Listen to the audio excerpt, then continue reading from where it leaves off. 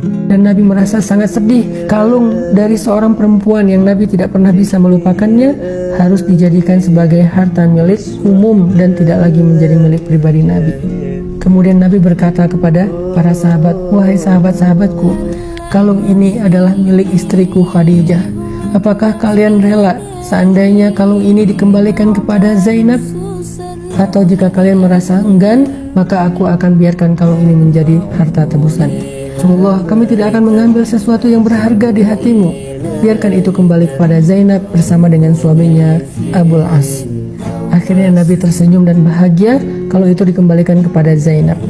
Lalu Nabi mengatakan kepada Zainab dalam pesannya melalui Abul As, "Wahai putriku Zainab, jangan pernah engkau menggadaikan kalung ini untuk siapapun karena ini adalah milik Khadijah." Kemudian tidak lama setelah itu turunlah perintah dari Allah Subhanahu wa taala untuk menyuruh Zainab bercerai dengan Abul As karena tidak boleh perempuan beriman menikah atau tetap menjadi istri bagi seorang laki-laki yang kafir kepada Allah Subhanahu wa taala.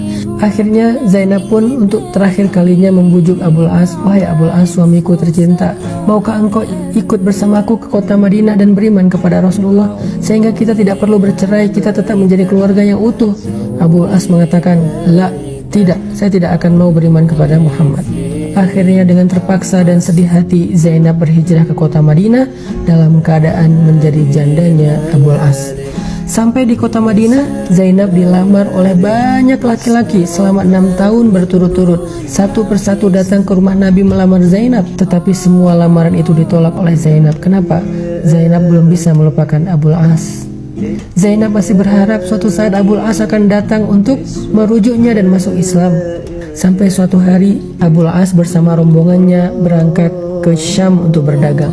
Pulang dari perdagangan terjadi peperangan antara Abul As dengan kaum muslimin di dekat kota Madinah. Peperangan kecil, tetapi waktu itu Abul As kalah dan dia lari ke kota Madinah mencari perlindungan kepada Zainab.